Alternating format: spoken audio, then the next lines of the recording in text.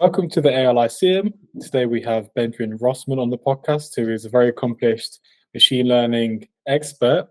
So just to name his accolades and what he currently does, he's a professor at the University of Witwatersrand, director of the Mind Institute, director of the Rail Lab, co-founder of Lalapa AI, co-founder of Deep Learning in Daba, CIFA Fellow in Learning and Machine and Brains, and he's won multiple awards from Google, the Faculty Research Award, the Africa Research Award, and he's got many more other things that he can shout about, which I'll let him introduce himself formally now. Great, thanks so much. Yeah, it's great to be here with you. Thanks for the invitation. Yeah, I think you nailed that pretty well. No problem. What has been, I'd say, your most exciting achievement in the last year or so, would you say? So in the last year, that was really about kind of putting together and launching the Mind Institute, which is our AI institute at the University of Witwatersrand, which is based in Johannesburg in South Africa. And I say AI institute, but really it's an institute focused on the study of intelligence, whether it's artificial or natural. And so we're trying to look at this from all sorts of different angles. And we've done this by bringing together a number of academics, 34 academics in disciplines ranging from AI through to neuropsychology, neuroanatomy, evolutionary sciences, but also philosophy and policy and all sorts of different areas, to really try and think about the problem in as interdisciplinary a way as possible. That's really important because the whole point of the AI Lyceum is positive provocation around AI. So thinking about how we can use AI in positive ways across public, private, and academic sectors, and bringing them all together so that people can work together to create a holistic view of what AI should be and how we should deploy it for the future of humanity. Because imagine in 50 years what we can achieve. I think in 50 years we're going to be in a great place. Yeah, right. And we're trying to, well, firstly, we're focusing on thinking about the fundamental science. This isn't something that's had a lot of effort put into it, at least in Africa, and actually focusing on advancing the field itself rather than, say, applications of AI, for example. And so we're taking this as a core foundation of what we're doing, but then again, we're making sure that we're touching on all sorts of different areas. And this will range from, when we move into the applied space, we've got a number of projects in areas like healthcare. We've just released or just announced a big project in AI and African music. We're doing a lot of work in the future of work. So really, we're trying to look at all these different areas that AI touches on, and the impacts that the more fundamental research at the core can have in different sectors. That's a really interesting area. I think advancing the way that neural networks are working, or maybe coming up with a new way of AI learning that is beyond neural networks, which we can't comprehend right now, would be amazing. So creating something that's better than modeling the human brain would be fascinating for me. So what first sparked your interest in machine learning or machine intelligence? I mean, this goes back to kind of when I first went to university. I was really into coding, and I thought I wanted to be a game designer. This was, like, to me, the coolest thing that I could do. And yeah, I've always been a strong believer in doing the coolest thing that you can do, and that was game design. So that led me into computer science. And towards the end of the degree, we started dabbling a little bit in things that kind of fall into the AI space. And I must say, from the beginning, I was hooked. I didn't realize, like, this was a thing real life people could actually work on. And when I finished my undergrad, I wanted to study further because I was bitten by this bug, and there weren't really opportunities to kind of study further in South Africa at that time, in in kind of AI and machine learning. So I ended up going to the UK. I went to the University of Edinburgh to do my master's there. And I was just hit by it. Like, I had all these crazy subjects I could choose from, and I ended up choosing all the robotics and machine learning topics. Again, this was just the coolest, most sci-fi thing I could possibly imagine. And then I was like full on down the rabbit hole, and like, again, this was like, wow, I can actually get to work on these things. And it very much aligned with the way I was thinking. I'd always been interested in kind of natural intelligence, not thinking about it as a kind of academic discipline, but there's just things I was curious about. And I found all of this coming together, all the different topics I'd been interested in at different points in my life just dovetailed so beautifully into this field. It just felt so natural. And there was, so much space for really the kind of deep, hardcore mathematics, but at the same time, kind of thinking creatively about kind of solving new problems and kind of tackling new challenges in the field. That really, I just went all in on this. And, I also, it even struck me back then that, if you're thinking about intelligence at its core, this has ramifications for everything. Like everything we do as humans, everything we value, that we've built as a society comes back to that we've somehow been intelligent about doing something. And, to the contrary, when we have failures, it's often a failure of intelligence. And so it struck me that, regardless of what you're kind of interested in, where you want to make an impact in the world, if your kind of real academic focus is around some aspect of intelligence, that's really important. Yeah, I'm quite intrigued by the ability to solve complex problems using machines.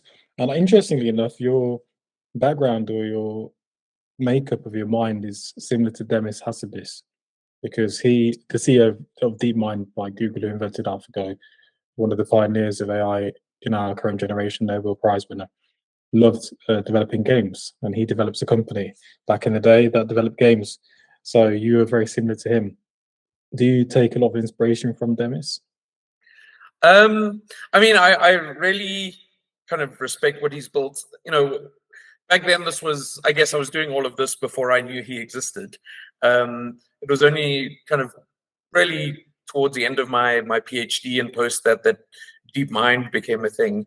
I must say, I always really liked what they were doing and found that interesting. I think it's kind of a natural path to fall down, and this kind of road of curiosity around being able to, I think an aspect about video games is like creating worlds and like new realities and questioning what realities could look like, or how interactions could work. And then you realize, hang on, there's interactions in games that are about, players and other entities, and hang on, this is about intelligence. And again, it all comes back to that being just such a fascinating topic on its own.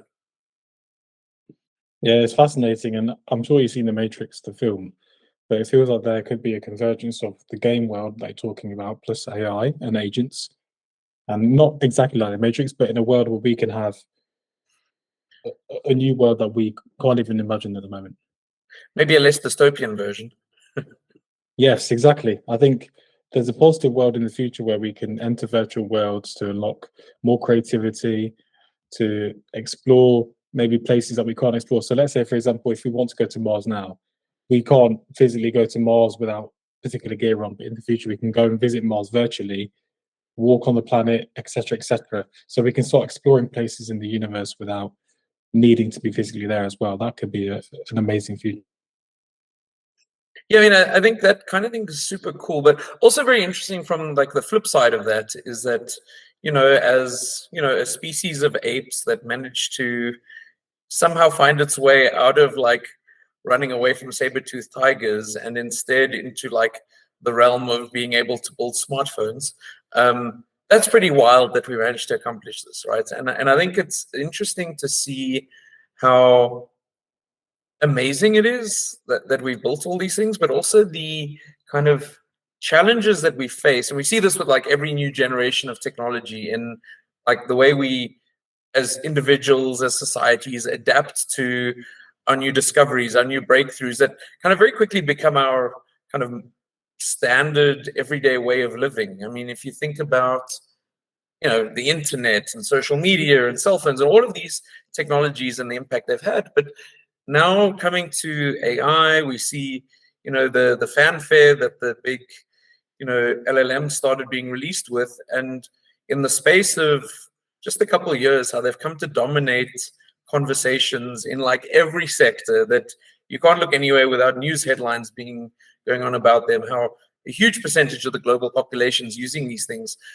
It's kind of crazy how quickly we adopt these things, and then to think about like the ramifications. What does this mean for dot dot dot?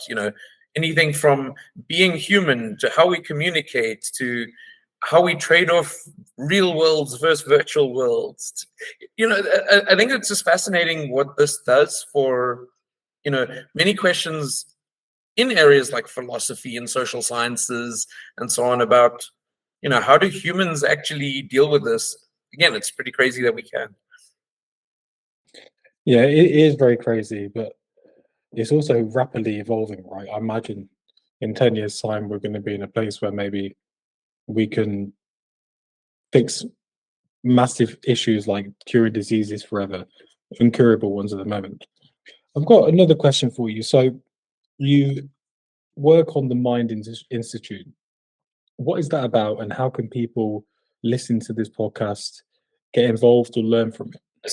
So really, again, what this is about is bringing together all these different academics, and the way we, I think of a lot of the kind of role that I have directing this is about finding ways to bring different people together and enable really these cross-disciplinary conversations.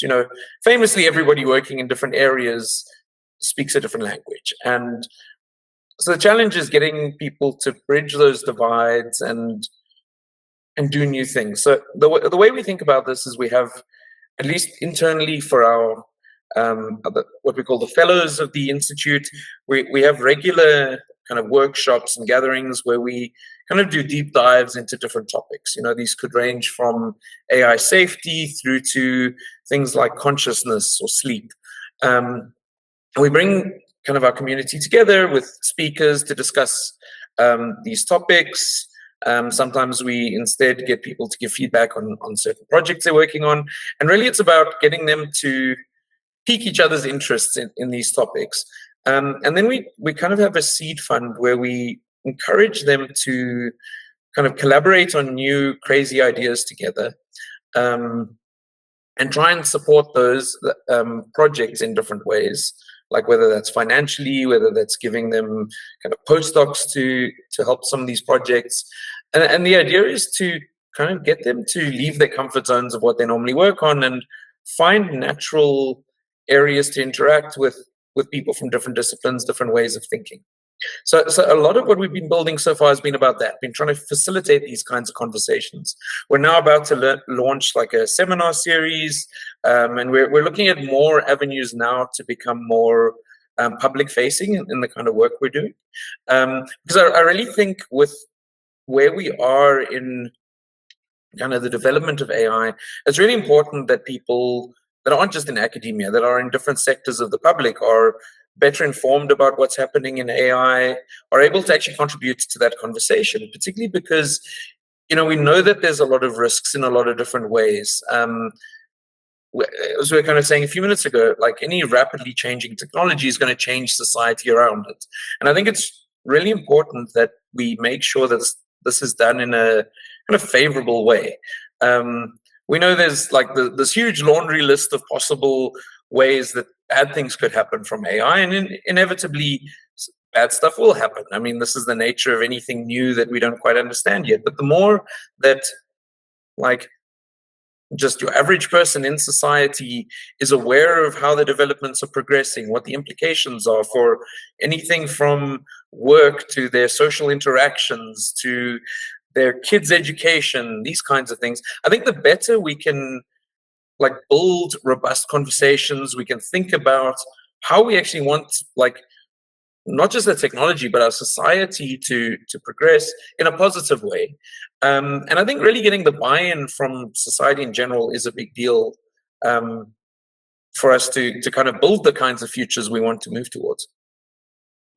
Yeah, I think it's a really interesting point that society needs to be involved in this. And that's why I created the AI Lyceum, because I think it's important to have an open discussion about how to use AI in the best way, the implications from a social, technical, and ethical point of view. But also, I think having all of the sectors work together is great. I think what you're doing is really, really cool. I also think defining intelligence is very difficult. So I'm going to put a question to you. How do you define intelligence? That's a great question. And what's interesting is this is the kind of question that people have wondered about for thousands of years, and you've got so many different definitions of it. And I think often we look at something about being able to, like, as an entity, being able to survive or adapt in some sort of challenging environment. So I think what we typically want to recognize is that if you think about, like, oh, I consider someone to be intelligent or something to be intelligent, right?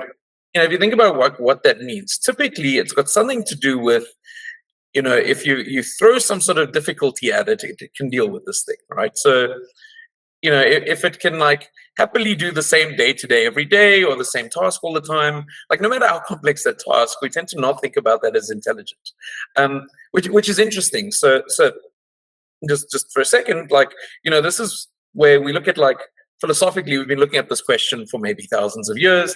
And then kind of as technology progresses, we get kind of AI popping up, and suddenly the goalposts change. Like, we might have said, a number of years ago that, like, wow, if you had a thing that could tell you exactly how to get from anywhere in the world to anywhere else, that would be super intelligent. And now it's like, no, that's just Google Maps or Apple Maps or something, right? And then it's like, oh, if you had a thing that you could talk to about anything, on your phone, then that would be intelligence. Like, oh no, that's just Siri. Or, like, in the next generation, oh, that's ChatGPT. That's not really intelligent because it can't do this. It can't. So it's funny how, like, easily we habituate to something, and we chase, I don't know, some sort of mythical idea in our heads of, like, I don't know if that means it's got to be, like, indistinguishable from humans for people to accept it on some level. But I think, to me, like, kind of really what you want is something that can deal with and adapt to certain kinds of challenges, adversarial conditions, or whatever in its environment. I feel strongly that, like, an intelligent entity is something that's going to be going around doing things. It's got some sort of purpose, some sort of task, some sort of agency. We like using the word agents now. To me, this is what intelligence is about. So it's about some sort of entity, some agent that can exist in some sort of environment. It's got to make decisions to be able to achieve something, and can, to a certain extent, deal with adversarial conditions that might be changing over time. So to me, that's what I consider kind of an intelligent agent or entity. Yeah, really interesting. I consider intelligence the ability to understand and act on your own thinking to solve the problem. In terms of being a professor, what does a day look like for you? And what sort of research do you conduct around this area that people will be interested to hear on this podcast? That was the real important bit at the end. That's actually interesting, right?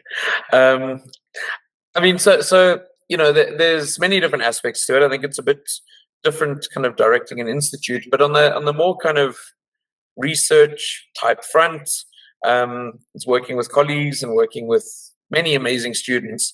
I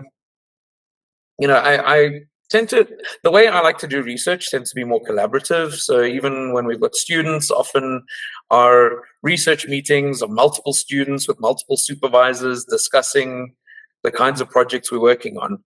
And there, particularly, what I'm interested in is this kind of long-term decision-making type setting. Kind of technically, this area is reinforcement learning. That's usually what we think of in this area. But what I care about is these situations really that are about, I have, my decision maker. Now, in many cases, this is something in simulation, in a simulated environment, but it could be a robot. We're doing a fair bit of robotics as well. And so now this thing has to be able to make some decisions to be able to achieve some outcomes.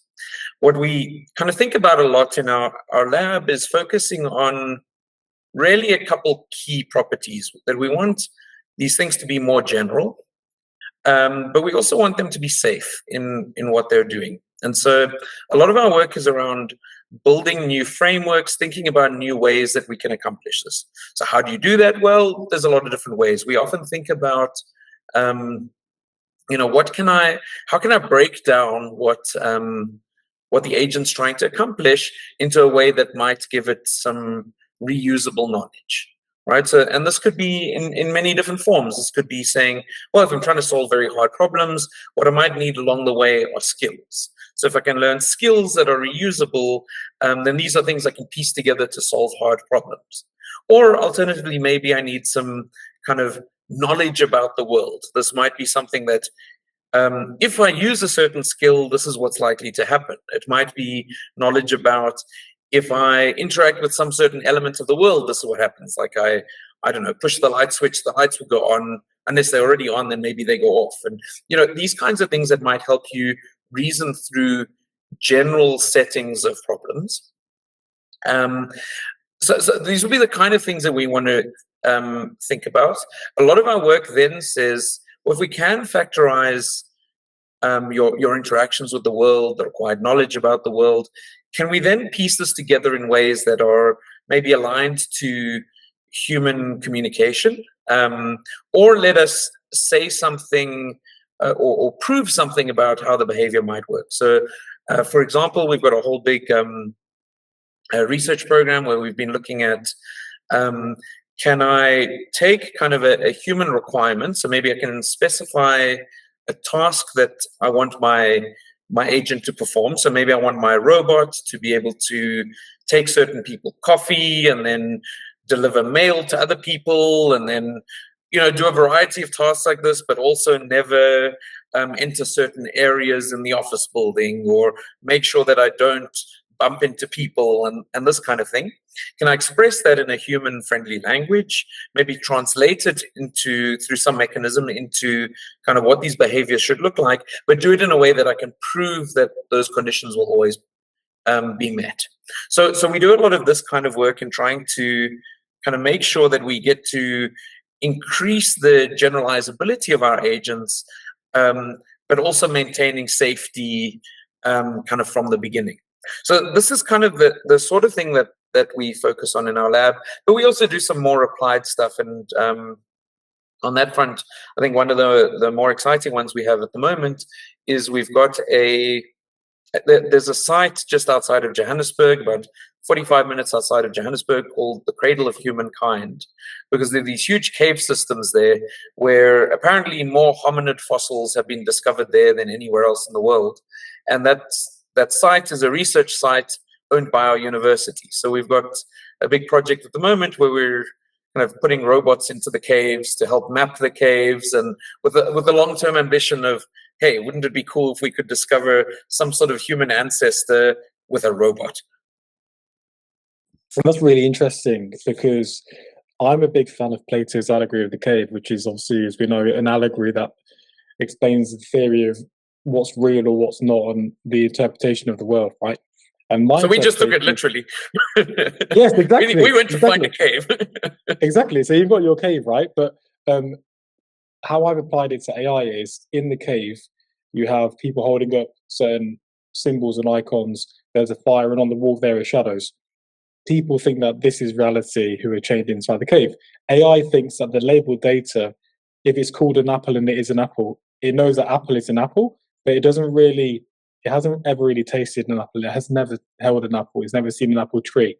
So the context of the world itself is in us. We have the wisdom. of being outside the cave. The AI is in the device, it's in the data centers, it's in the cloud. It's not physically in the world just yet. And I think robotics is going to change that. It's going to make AI anthropomorphized as much as it can be. But a lot of people might think, how does that assist me in my day-to-day life? What sort of day-to-day activities do you think you could see robots assisting in the next 5-10 years? So firstly, on kind of the kind of technical and philosophical aspects of this, I completely agree. So we are very motivated by kind of embodied intelligence in the work that we do. That's one of the reasons we've been pushing more into robotics. If you could argue that, like, say ChatGPT understands what it means to sit, but it understands it maybe in a textual sense, like that. Sitting has something to do with chairs, and it could construct a lot of sentences describing this for you, but its world is text. But you could give certain versions images as well, and it might understand what sitting is from the perspective of what it looks like in images, right? But you couldn't say that it understands it in the same way we do, because it's been standing all day and now its legs are really tired and it wants to sit down. And so there's certain concepts like that I think you need to be, the more your functionality matches the functionality of a human, the more your kind of interpretations of concepts are going to align in a kind of multimodal sense, right? Again, we could describe all of this in text, but until you've had that thing of like, I've been walking around the shopping mall all day looking for this thing, and now I'm exhausted, I need to sit. Until you've actually done something like that, like the notion of sitting is going to mean something different to you. And so I think that's important. That's really true. It's like when you're on a plane and you've sat for 10 hours flying to another country and you want to stand up. The opposite of that, but similar sort of principle.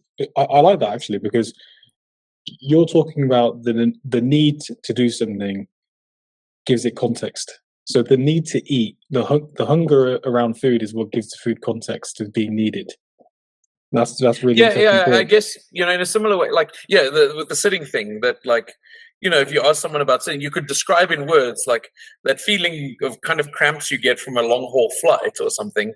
Until you felt it, it means something different to you. Or like you could understand maybe conceptually what it is to be colorblind or something, but if you've never actually experienced it, it means something different to you. Like, it's kind of wired into your brain differently to what someone who experiences that would have. Yeah, it's like the definition of empathy is the EM means in, and pathy comes from pathos, meaning to feel. So in feeling, you can't understand something really like that unless you've actually felt it. So that's where the word empathy comes from. So you mentioned you mentioned two words, reinforcement learning and multimodal. Do you want to, can you explain what those two terms mean? You might have a point to make before those, but if you could explain what those mean, that'd be great. No, sure, that's great. Okay, so reinforcement learning is kind of a subset of machine learning. So kind of historically, it was always described as being these three areas of machine learning: of supervised learning, which is learning from kind of labeled data. This is a cat, this is a dog, and getting, feeding these images to a machine to get it to be able to make those predictions. That's the training process. You'd have your unsupervised learning, which is, I've got a whole lot of data. We don't know what's a cat or a dog, but maybe if it looks at enough images, it could be like, wait a second, there's two different animals in these things.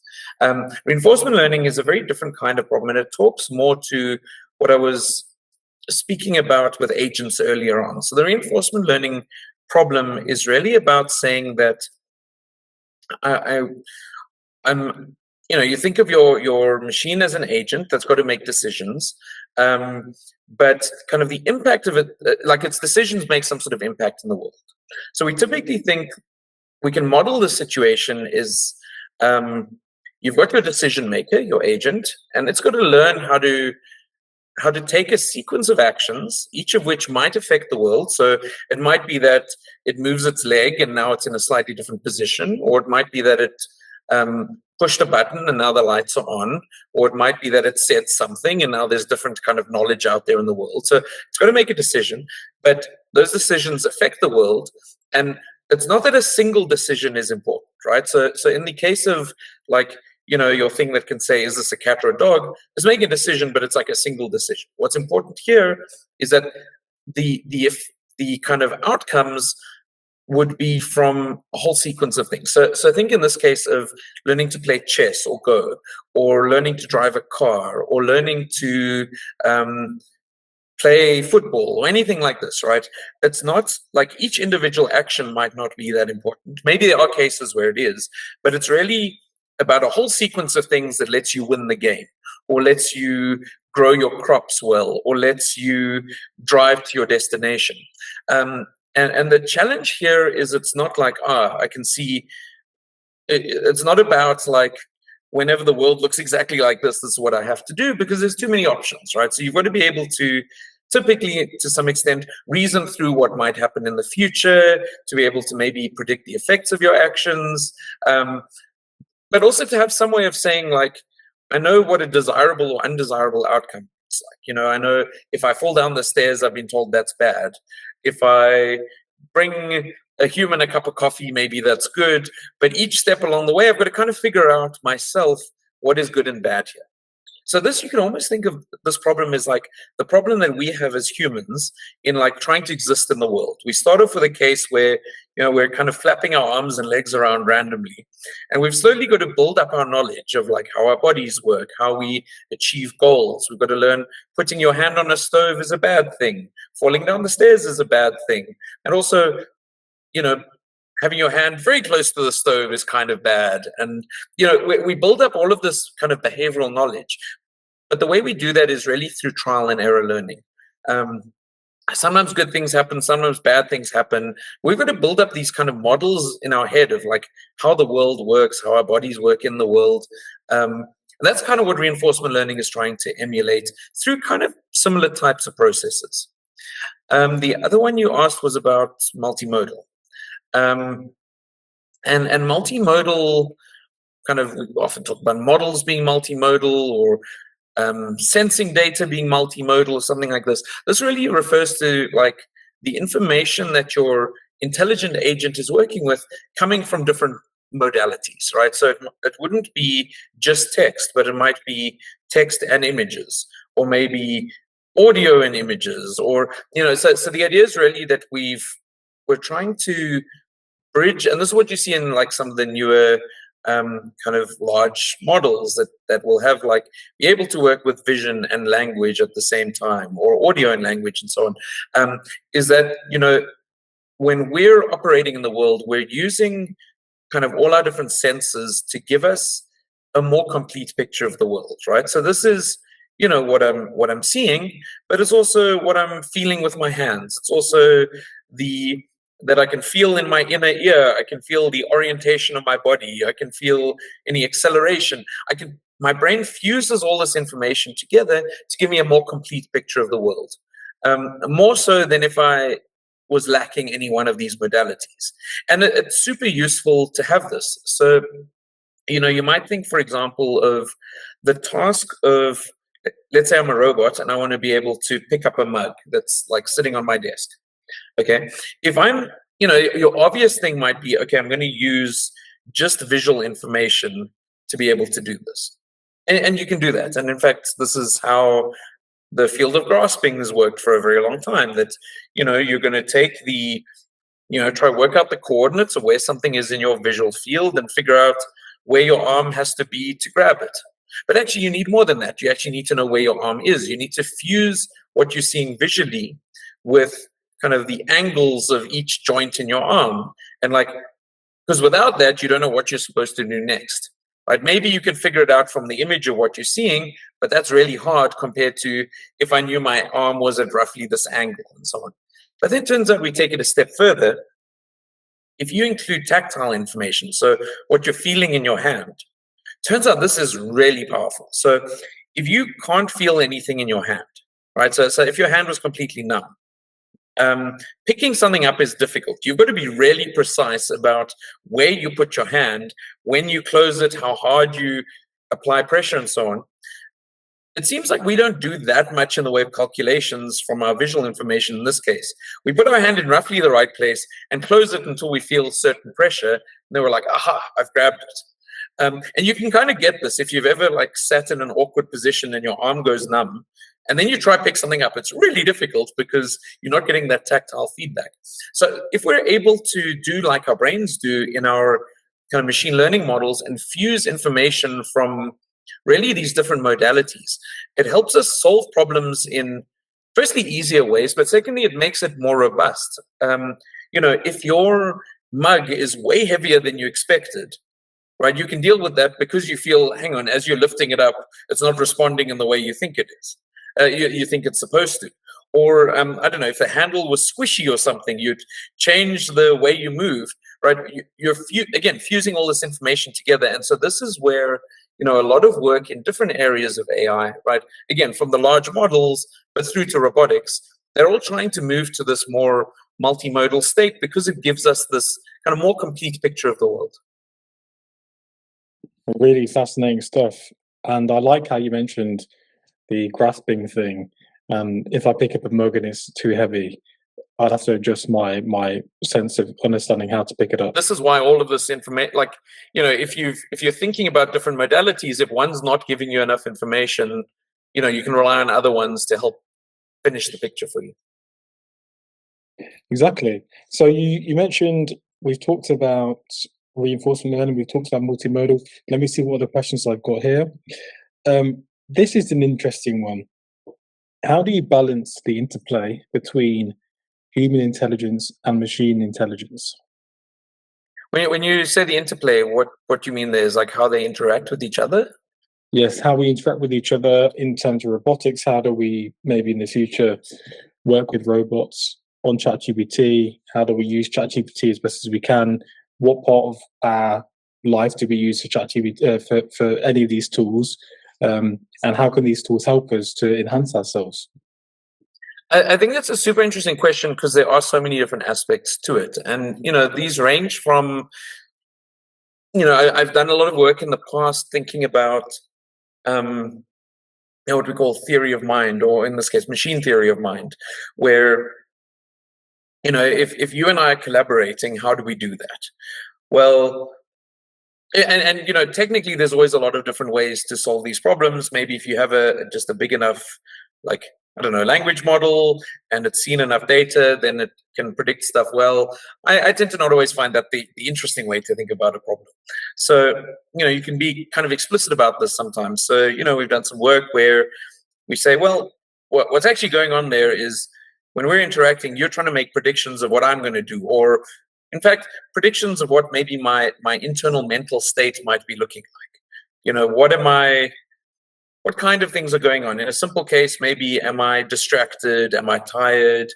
And that might be like important if, let's say, you and I are collaborating in a work environment, and if you're the robot and I'm the human, and you see that I'm really starting to zone out a bit, maybe that's a good time for you to like try and get my attention, or maybe take over the task from me.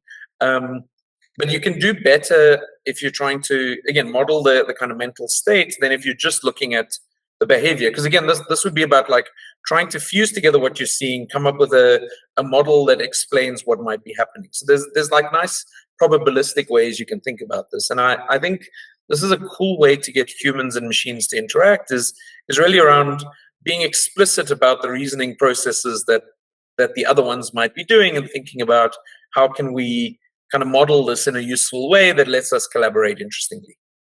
But I think like there's so many different like aspects of this. So, you can think that in the case of a human interacting with a machine, there could be like, downstream psychological effects. Like, what impact does it have on a human to behave or to interact with a machine that behaves in a certain way? And there's so many different ways you can take this. One angle that I think is quite interesting is kind of the Westworld angle.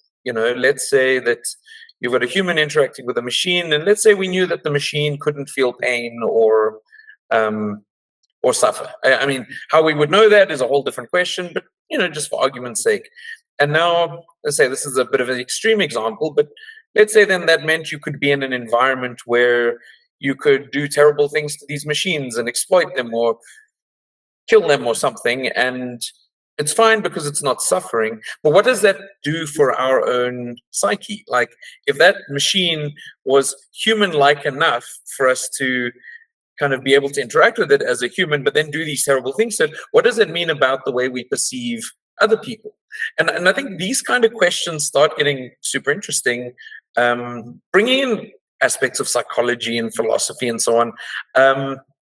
Because we're in this kind of setting now where we're kind of in relation to other intelligent creatures. I mean, we've always been in relation to other intelligent creatures, like, firstly other humans and then other animals. But somehow we've had, millions of years to adapt to this situation. We've now suddenly got this new type of kind of alien intelligence in front of us that can, in a way, mimic anything from a chess grandmaster to, visually start looking a hell of a lot like a human. Now, this is a thing that we're not used to dealing with. So what are the ramifications for these kinds of interactions on the rest of our lives? And I think this is where you're starting to see these cases of people falling in love with their large language models, or having these like very strange interactions, because our brains weren't, have never had to deal with this kind of setting before. All we can do is map it onto something that looks like what we're used to, which is basically anthropomorphize it, and then be like, okay, I can treat this like a human or like a dog or like whatever, but that's not always appropriate. And I think this is interesting. I think we're just starting to scratch the surface on, like, what are the weird ways that the brain freaks out when dealing with different strange entities that can behave, on the one hand in very reasonable ways, but on the other hand can mess up things that we laugh at and become memes online. I think that's very cool. It is very cool, and I'm sure some people on this in this episode listening will find it very, very exciting. Some might find it very maybe daunting or unknown.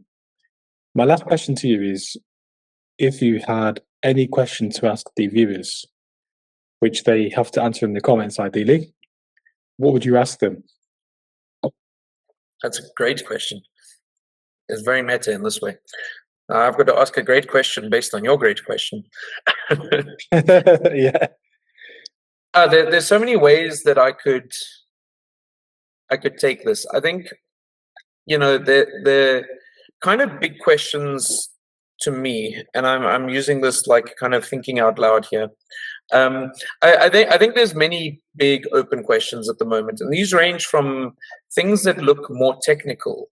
And there, I think particularly one of the more interesting things is around like consciousness. Like, what would you need to see in a machine for you to think it's conscious? I think this kind of thinking is very interesting. But there's also big questions around kind of our kind of societal development, like how we'd want to see society evolve alongside machines. Now, there's so many discussions on this front about, the positives and the negatives, and the variety of different views and the variety of different timelines and so on. But I'm curious what people would think. What is the future we'd like to see? How would we like to see, if we're building this technology that's, again, at its core around intelligence. It's around doing the thing that, we see ourselves as being separate from other entities because we have so much of it, whatever that all means. But fundamentally, when we have a hard problem, we typically solve it with more intelligence, right? Whether that's an individual problem or a societal problem. So as we're building this technology, which is more and more generally capable, now if I'm ignoring what the timelines look like, what is the future we should be building towards? What are the things that we think are ridiculous about our current way of being? What is the kind of end state we should be aiming towards, or maybe that we should be aiming away from in the way we not just build the technology, but deploy it, integrate it into our societies? Where should we be going with all of this? And I think, a lot of people have some sort of intuition of like, oh, this will be better or that will be better, or we got to make sure this doesn't go catastrophically and so on. But to actually sit back and say, with all the, like, if we could have infinite intelligence, what would we do with it? Like, I don't know, that feels a good question for us to be asking. Good, really good questions. I think the first one for me is interesting. I'd say for me, consciousness is the machine's awareness of where it came from and who created it. And asking questions like, why am I here? The existentialism is why something is conscious. It's asking without being pre-programmed to ask that. Yes, exactly. Right. But how we know it hasn't just read that from the data and like, this is a good question to ask. That's true. And how do we not know that they're acting in a way now which makes us think that they're not conscious, but they really are? So that's interesting. But I'd say that's everything. So it's been a great podcast. I'm sure everyone will love it. And you've got an amazing mind with loads of ideas. And the robotic space is something that's going to creep up on us, I think, in the next 5 years. Our focus at the moment is LLMs on a computer or on a mobile, but the robotic space is developing kind of behind the scenes in terms of mainstream quite media. Quickly, actually. Yes, exactly. So I imagine in 5 years, I mean, I've got a robot vacuum at home, a robot vacuum cleaner that automatically goes across the edges of the room, middle of the room, wherever the dust is, and it has a camera. So I can imagine in 5-10 years, there's going to be an abundance of robotic equipment that we can use in our houses. Like our robot. I think much sooner, maybe not. Actually. Really? Oh wow. Okay. Do you want to give me one, and I can give a review for it? Well, there's so much work being done. Like now, robot dogs are becoming kind of ubiquitous. I think we've still got to find the killer apps for these things, but in a lot of inspection type applications, people doing a lot with like humanoid robots now, and I think it's only a matter of time before we see these things integrated into like food delivery or something like that. It will be, I don't know, exciting times ahead.